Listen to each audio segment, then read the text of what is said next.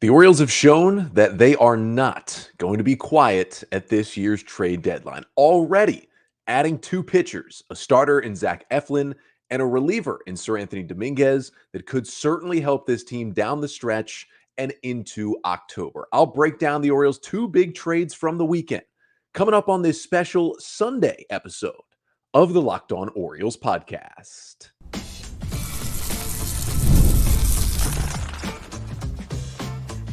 You are Locked On Orioles, your daily Baltimore Orioles podcast. Part of the Locked On Podcast Network, your team every day.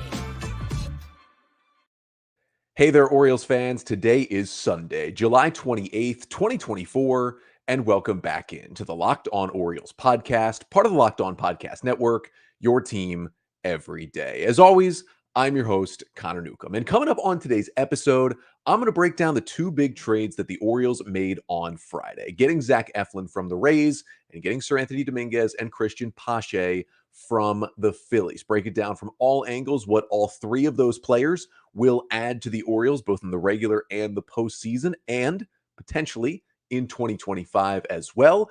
And then we'll talk about what the Orioles sent back, the three prospects that went to Tampa in the Eflin deal, and then, of course, trading away a longtime Oriole, one of the longest-term Orioles in Austin Hayes in that deal with Philadelphia. But that's all coming up on this episode of the Locked On Orioles podcast, which is brought to you by Supply House. SupplyHouse.com is the reliable way to get parts fast. Shop for your next plumbing, HVAC, or electrical job and get fast shipping from coast to coast at SupplyHouse.com. So we're going to take a look at those Orioles trades on today's episode. Again, thank you all for bearing with me. As I had mentioned on Friday's pod, I was out of town at the Jersey Shore this weekend. And as I said, there was about a 110% chance that the Orioles would make at least one big trade while I was gone. And guess what? They made two, one of them while I was still driving up to New Jersey. But hope you enjoyed at least the YouTube short content.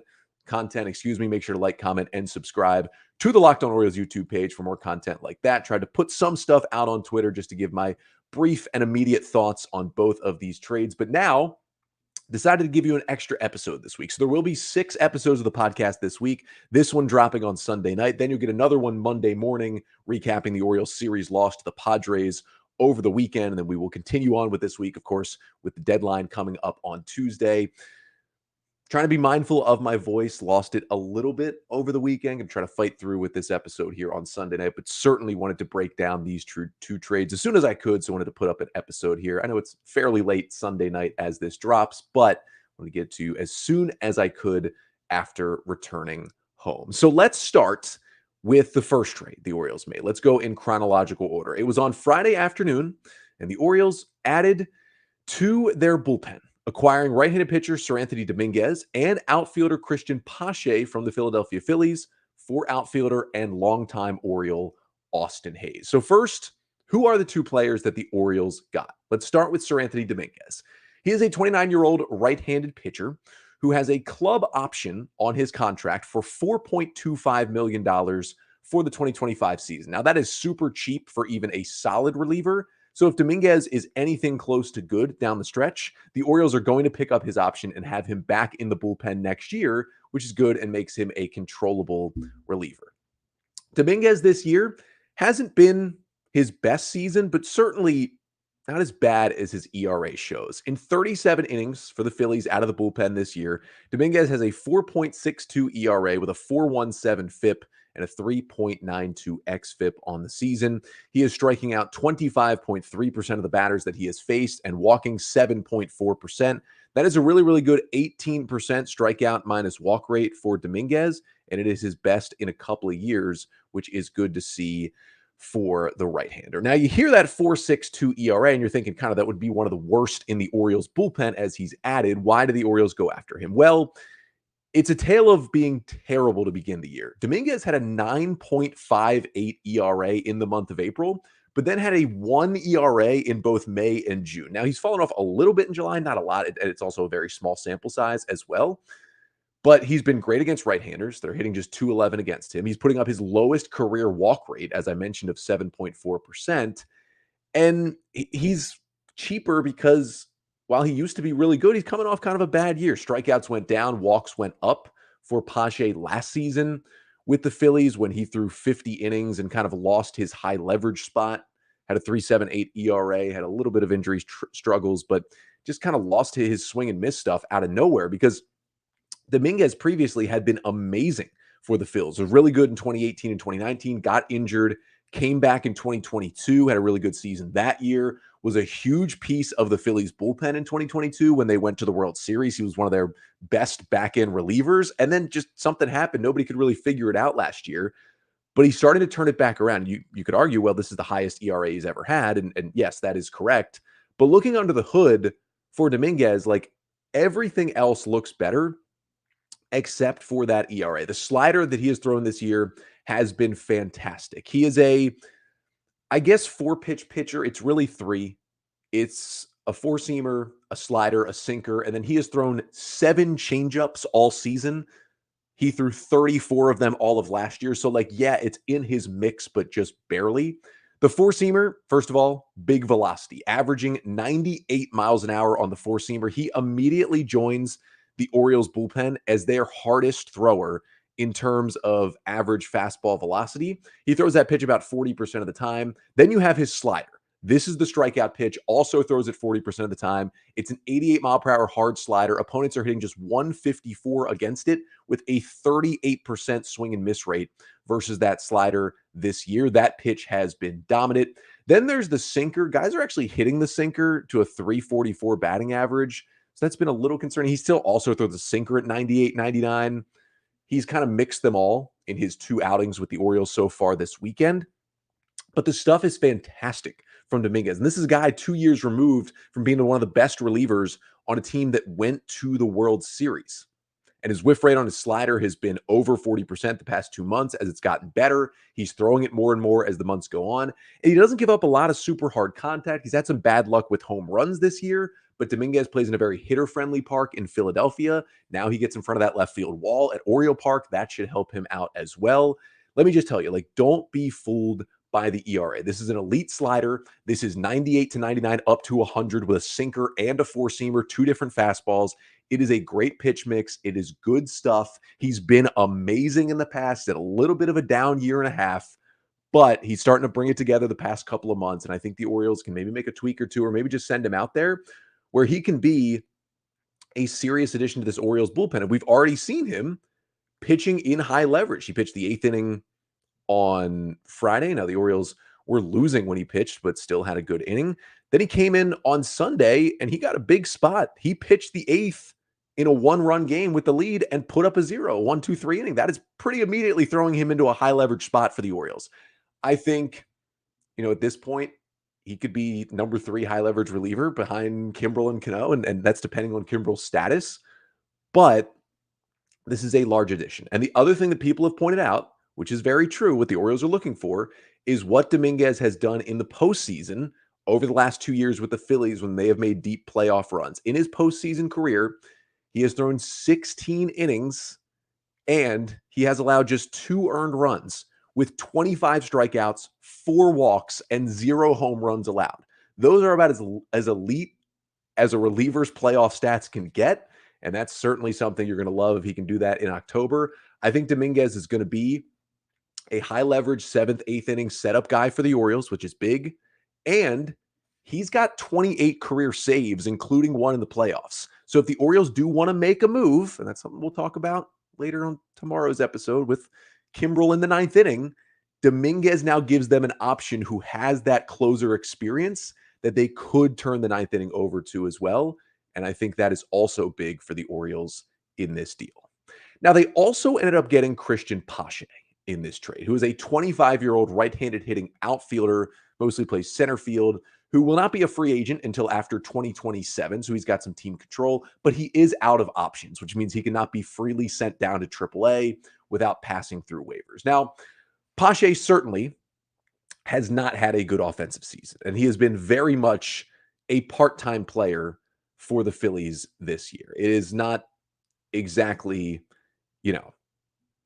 a basher at the plate, I should say. In 118 plate appearances in 50 games with the Phillies, been a lot of pinch running and defensive replacements. He has just a 61 WRC plus, hitting 202, 288 on base, 269 slugging. Yeah, that is 0 home runs for Pache this year, 5 doubles and a triple. An 11% walk rate is the highest of his career. A 36% strikeout rate is also the highest of his career of any season where he's had 90 or more plate appearances. So any season where he's basically played any kind of regular amount. It hasn't been good with the bat. Now, generally over his career, he's been able to hit lefties a little bit and not hit righties. 92 WRC plus against lefties this year, still not great. It's -6 against righties. In his career, he's about a league average hitter against lefties and an abysmal hitter against righties. So, yeah, I doubt you ever see him face a right-handed pitcher in an Orioles uniform. What does Pache bring you? He's a league average hitter last year in 95 plate appearances. He's at least a league average hitter against lefties. He is walking more and hitting the ball harder this year in small sample size. He is striking out more as well, but maybe something the Orioles can play with there. At worst, the Orioles get a great defensive center fielder who can really play well in all 3 outfield positions, including center. And the Orioles needed, at the very least, a right-handed hitter who could play center field. It was tough to have both Cowser and Mullins be the 2 center fielders on this roster when both of them have really been struggling to hit left-handed pitching. And although Austin Hayes could hit left-handed pitching, he just can't think, or at least the Orioles don't think he can play center field anymore. And that's why they really never put him out there. You're also now without Jorge Mateo, who they've tried out in center field a little bit, who can hit lefties. So Pache at least fills the like Jorge Mateo / kind of Austin Hayes / kind of Ryan McKenna role on this team, which is fast guy who can pinch run. You will certainly take that. You look at Pache, he hasn't stolen a base yet this year, but he's done it in his career and he has good speed. The lack of stolen bases because he hasn't really gotten himself on base too much this season. He also is a guy who can hit lefties at least a little bit to a league average pace. I'm not saying he's going to be in there against a left-hander, but the big thing about Pache, I saw a lot of people like so upset, like, oh, why does this doesn't fill a need. Pache can't hit. This is just blocking other prospects. Like, no. When you have Mateo down and you're going to trade Austin Hayes, and we'll get to in a little bit why he was dealt, you still want somebody in this role on the roster. Now, the Orioles may still be looking to upgrade this part of the roster. Ken Rosenthal reporting they're still looking for a right-handed hitting outfielder. And B, you have to look at this trade as basically a 1-for-1. This is a 1-for-1 swap of Austin Hayes for Seranthony Domínguez. Christian Pache was probably going to be DFA'd the moment the Phillies got Austin Hayes. So they might have said that, and the Orioles said, hey, you know what? We'll take him instead so we can get first dibs on getting Pache instead of him going on waivers. He is just a throw-in.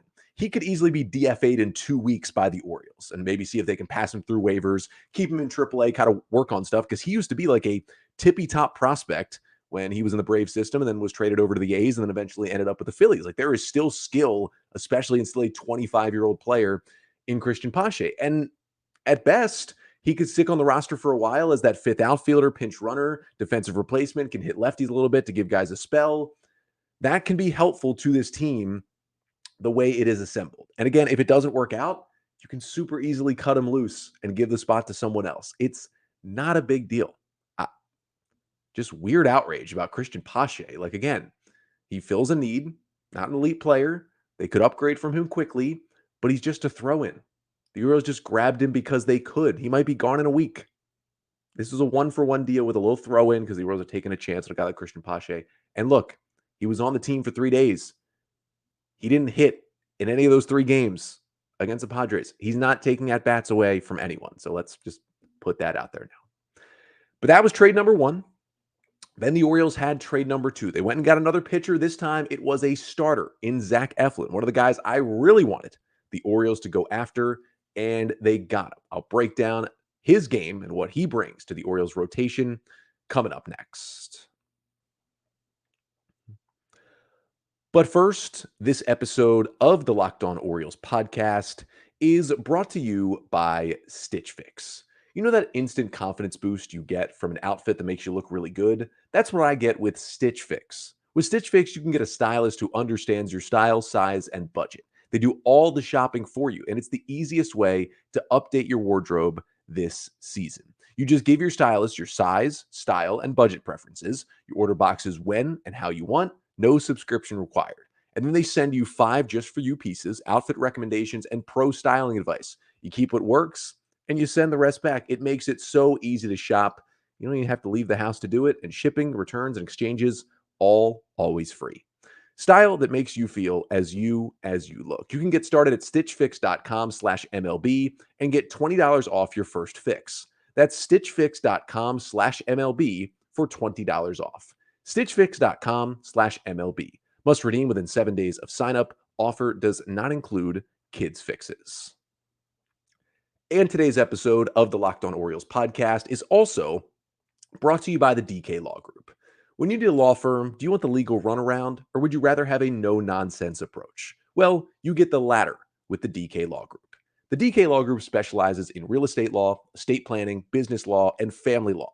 They're tech savvy, they treat their clients like family, and they focus on keeping your legal solutions simple.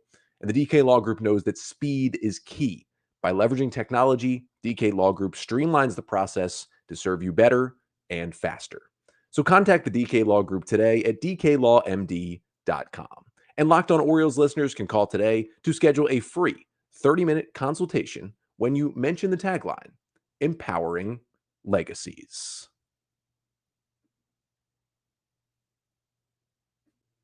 So next up, we move to the Orioles' second trade of the day on Friday, and that was acquiring right-handed pitcher Zack Eflin from the Tampa Bay Rays for 3 prospects, Jackson Ballmeister, Mac Horvath, and Matthew Etzel, all going over to the Rays in the deal. Now, who is Zack Eflin? Well, he is a 30-year-old right-handed pitcher who has been a starter with the Rays for the last 2 years after spending his entire career with the Philadelphia Phillies before hitting free agency.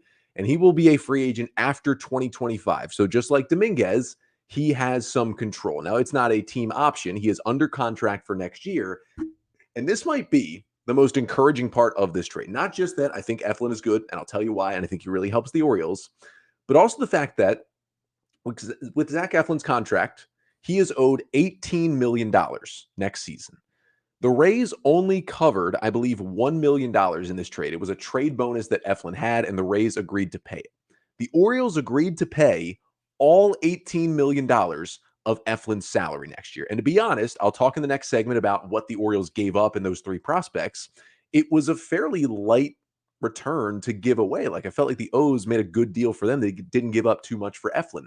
One of the reasons why, if you're willing to tell the Rays, we'll take on all of that $18 million you owe him next year for a team that does not like to run up the payroll, that allows you to give up less prospect-wise. And if you have an owner who's willing to eat those contracts, you give up less prospects and you still get the good players you want. And that is something, apparently, David Rubenstein has already given to the Orioles at this deadline. That is a huge burst. And quite frankly, if Eflin's still a good starter next year, that is honestly cheaper than the going rate for a good starter. $18 million a year really, really helps out the O's. Now, only George Kirby in Major League Baseball, George Kirby, elite strike thrower for the Seattle Mariners with his 2.7% walk rate, has a lower walk rate this year among qualified starters in baseball. Zack Eflin at 2.8%, one of the best control artists in the major leagues. In 19 starts with the Rays this year, he has thrown 110 innings and has a 4.09 ERA with a 3.66 FIP and a 3.78 xFIP. It's not a lot of strikeouts, 19% strikeout rate, but again, the 2.8% walk rate is absolutely elite and a solid 43% ground ball rate. He is generally able to keep the ball on the ground. And the only reason that Eflin's walk rate is as high as 2.8% is he just had a weird out of character start the last time he went out there against the Yankees. It was 2 starts ago. He walked 4 batters in that start. Going into that start against the Yankees where he walked 4, he had only walked multiple batters 1 time this season. It was a 2-walk start he had. In his first 17 starts, 16 of them had been 0 or 1 walk. That is incredibly elite command that he has shown.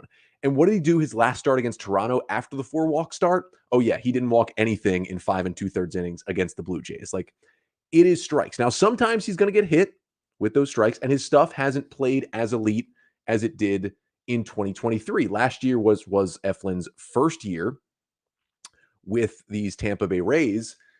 He was better. He had a 3.50 ERA. He had a 3 FIP. He struck out more guys. His walk rate was very similar. His sinker and curveball were elite. Those pitches have still been okay, but the curveball's been much worse. The sinker's just been solid instead of elite, and that has meant that he hasn't been as dominant on the season. However, it is a very, very interesting 6-pitch, I should say, mix that Zack Eflin throws up there. And again, if you are watching on the Locked On Orioles YouTube page, I'm going to throw up, courtesy of StatCast and Baseball Savant, the pitch mix for Zack Eflin. 6 different offerings. He's got a sinker, throws that about 32% of the time, cutter 26%, curveball 19%, sweeper 10%, four-seamer 9%, changeup 3%. He throws it all at you.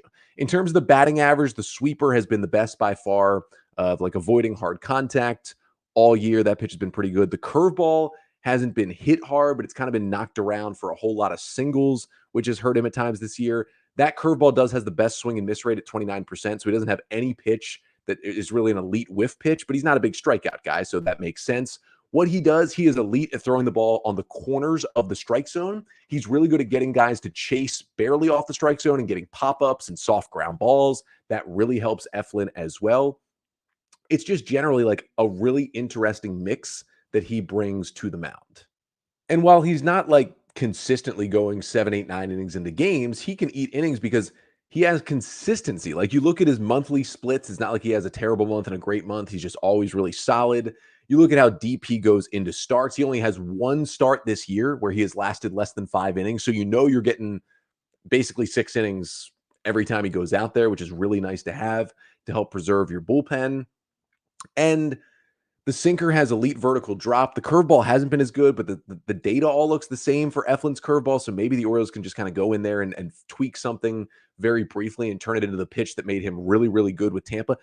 Eflin finished 6th in American League Cy Young voting with the Rays in 2023. Like the stuff is in there. It's really good. If the O's can make one little tweak, they can get that curveball back that made him so good.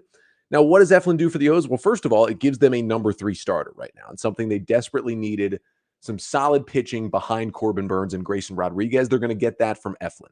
You can rely on him for 6 solid innings every time that he goes out there. And we're going to see it here on Monday in the first game of this doubleheader where he's going to pitch and make his Orioles debut against the Blue Jays. And at this point, the Orioles, again, the reporting is they're not done trading. But if it turns out that Eflin has to be the game 3 starter in the postseason, I would trust that. I trust it way more than having it be Dean Kramer, Albert Suarez, or Cade Povich, or whoever it would have been if the Orioles didn't make a trade. So it's certainly an upgrade. This trade easily makes the Orioles better right now and next year as well. Because remember, the Orioles only have Grayson Rodriguez, Dean Kramer, Albert Suarez, Cade Povich going into next year as their healthy rotation to begin the season. Eflin gives them a huge addition to that 2025 rotation because he's under control as well. But for this year, I would still trust him in the postseason. He's made 1 postseason start. It didn't go great with the Rays last year, but he pitched a lot in the playoffs out of the bullpen with the Phillies. He's pitched in 11 playoff games in his career as well, and he has that experience too, which is good on this young O's team. I just love the command. I love the pitch mix. I think you can tinker. He's always tinkering. He's got so many different pitches that can sometimes be good and better. And, you know, if the fastball's not working one day, if the sinker's not working, if the sweeper's not working, he's got 3, 4, 5 other offerings he can go to, which I think is the reason why he never really has like blow up starts. He can always get through at least 5 because he can go to so many different pitches and still get himself some outs when he needs it. I think that's really necessary for this Orioles rotation. It's certainly not the biggest upside starting pitcher they could have gotten, but a guy with team control who's got good stuff, who can get you through a game, has postseason experience. I really, really like the Zack Eflin, and he doesn't walk guys. That'll be really nice to watch. You just know, hey, if he walks one guy early, you're like, all right, he's not walking anybody the rest of the game. That's basically how it goes when Zack Eflin takes them out. So we talked about all these additions, right? Seranthony Domínguez back into the bullpen makes the O's better. Zack Eflin, number 3 starter, makes the O's better. But you got to give things up to get these players. And the O's gave up 3 prospects and a longtime big leaguer in these deals. We'll talk about the impact of that to finish off the pod coming up next. But first, this episode of the Locked On Orioles podcast is also brought to you by SupplyHouse.com. Order supplies from the website that's made for the skilled trades. Find thousands of parts from hundreds of brands in just a couple clicks at SupplyHouse.com. SupplyHouse.com gives you 24/7 access to a huge selection of plumbing, HVAC, and electrical supplies with fast delivery anywhere in the U.S. Do you need help with an order? Get industry-leading after-sales service from their friendly and knowledgeable customer support team and talk to a real person every time. And there's great news for plumbers, technicians, and contractors. Being a pro has its perks. Trade industry professionals can join their free Trade Master program for free shipping and serious discounts on every order.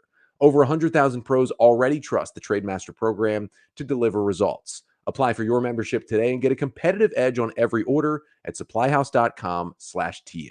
Save money and time when you order online. Order plumbing, HVAC, and electrical supplies from supplyhouse.com. Real people, real service.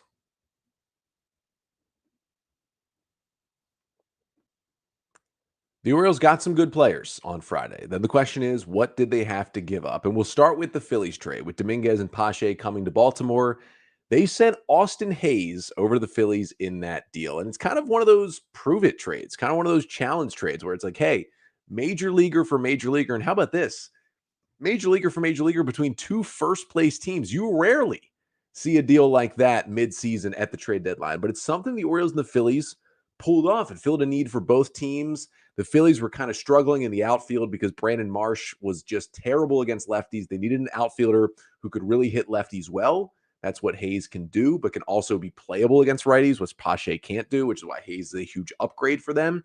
And the Orioles needed a reliever with good electric stuff who can miss bats and pitch in high leverage. And they got that with Domínguez, kind of a perfect swap for each of these teams. But it is kind of jarring to have Austin Hayes dealt at this deadline with what he has done for the Orioles. Third round pick in 2016, debuted quickly in 2017, didn't go super well, didn't come back to the big leagues until 2019. But then remember, he just put on a show down the stretch in 19. He was okay in 2020, but then the injury started to pick up, missed half of that year. Then he missed a good chunk of time in 2021 while being a little above league average. Got healthier in 22, but he tried to play through injuries and was really bad down the stretch after a great first half. Then he was an all-star in 2023, but then once again was maybe playing through injury and was struggling down the stretch and kind of almost lost his full-time role.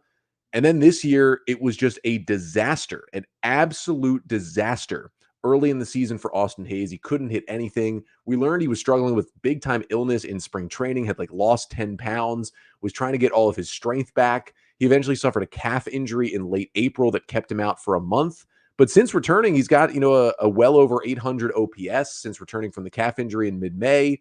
He's been really good against lefties and was starting to produce a little bit. But in that time that he was out, and even in the time last year in the second half when he struggled, guys like Heston Kjerstad and Colton Cowser and even Kyle Stowers kind of stepped into those outfield roles as younger guys who were just producing at a better rate when they've gotten their chances at the major league level. And that kind of pushed Hayes out of his regular role. And Austin Hayes is certainly an important part of this Orioles team and an important part of a guy who, played in 2017 when the game still kind of mattered at the end of that season, went through the entire rebuild and saw it out the other side and played in the postseason games for the Orioles last year and was an all-star last year. And he's been through a lot with this team, but between the frustration of his injuries, the frustration, I'm sure, internally for him with his performance, with him knowing the Orioles having the young talent behind him, with I think him realizing that he is just, even if he kept hitting, was never going to be an everyday player for the Orioles again with just all the young talent they had in the outfield, it had to be frustrating. And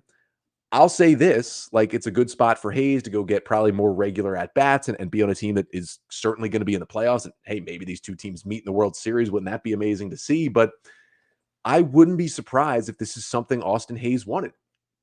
He was never going to find everyday at-bats in Baltimore.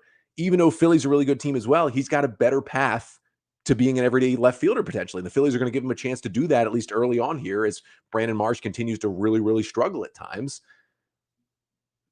Maybe it works out for him. I just would not be surprised if he was just kind of fed up with the situation. I mean, it's been a great time for him in Baltimore, but you got guys coming up that are kind of taking his job and he can't stay on the field and stay productive. And that's kind of where I'm at with this move. It's going to be crazy to not have Austin Hayes on this roster. He's been there forever. He's been there through all of it. But on the flip side, you really felt like the end was nearing.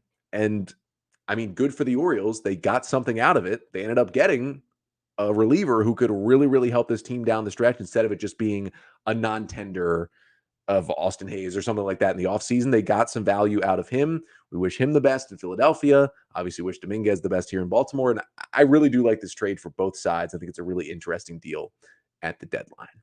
Now for the Zack Eflin deal, this was more of a classic buyer and seller situation. Now, the Rays are certainly selling. They're still winning baseball games. They're still over 500, but they've traded a lot of guys. Zack Eflin was one of them. They got 3 prospects from the Orioles. The first, 22-year-old right-handed pitcher Jackson Baumeister, 63rd overall pick by the Orioles in the 2023 draft. Fangraphs and Eric Longenhagen had Baumeister as the number 13 ranked prospect in the Orioles system. Had a 3.06 ERA in 71 innings in high A Aberdeen this year with an elite 30% strikeout rate and a concerning 14% walk rate. That is the highest that Mike Elias has ever drafted a pitcher, was Baumeister last year. Got great stuff, but also plenty of command questions, and he's many years away from the big leagues, and this is the time to kind of sell high on a guy like that. The next one, 22-year-old outfielder Mac Horvath, who the Orioles selected in the second round out of UNC in 2023. Fangraphs has him as the number 25 ranked prospect in the Orioles system. Came out blazing after the draft last year, but has had kind of a down year, repeating high A in Aberdeen. Over 300 plate appearances, just a 110 WRC plus, hitting just 232, only 9 home runs. Is walking well, isn't striking out too much, plays a lot of positions, but just kind of having a down year. This is someone I feel like the Rays could turn into at least a solid big leaguer. But again, the Orioles selling high, or at least selling on some of their guys while they're still not close to the big leagues. And the last one is 22-year-old outfielder Matthew Etzel, 10th round pick of the Orioles in 2023. Fangraphs does not have him ranked in their list, but he had an amazing start to this year in Aberdeen, 138 WRC plus, got a pretty early call up to Double-A. He's held his own. He's been above league average in Bowie just barely since then. Been a fast riser this year, and the Orioles kind of capitalizing on that fast rising. Interesting to see that it was all 3 2023 draft picks, probably guys that the Rays had their eyes on during the draft last year. They get them. The O's, I think this is a pretty low package to give away. Like, they didn't give up any of their top 10 prospects, and they still got a good, controllable starting pitcher. That is a win for the Orioles in this trade right here. Again, being willing to eat all of Eflin's salary next year allowed them to not give up as much prospect-wise. That is the way to do business, especially at this trade deadline. The one that I think could hurt the most would be Baumeister, especially because he was the highest picked pitcher by the Orioles, and he's got really, really good stuff. But all 3 of these guys are so many years away that it's like, you're trying to win now. This is a perfect trade to do it. Yeah, you're trading with the Rays, so maybe one of these guys pops and hurts you for years to come in the division.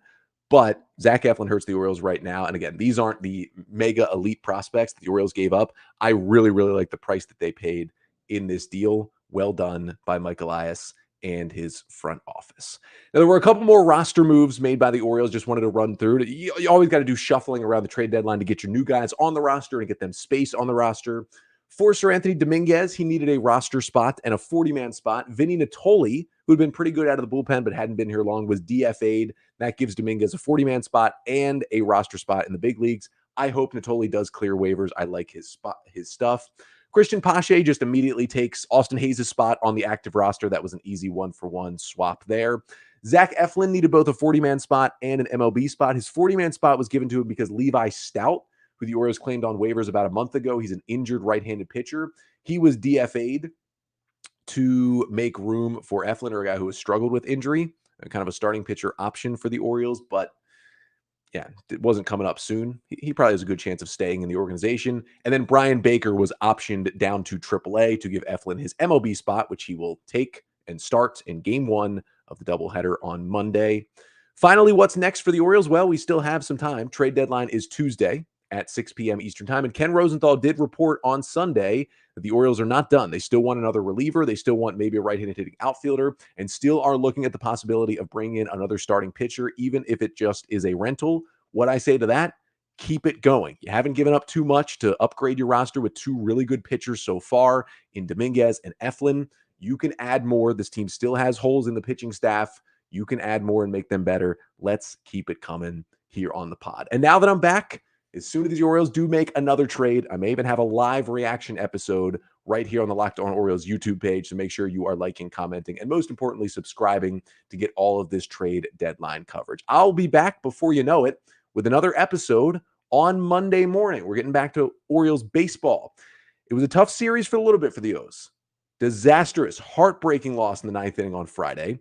Maybe rock bottom with the loss on Saturday, but they rebounded to win on Sunday and avoid the sweep. But overall, they did lose the series to the Padres. They are just clasping right now, clasping to a 1-game lead in the division. I'll recap the entire weekend between Baltimore and San Diego coming up on tomorrow's episode. But until then, I'm Connor Newcomb, and this has been the Locked On Orioles podcast, part of the Locked On Podcast Network. Your team every day.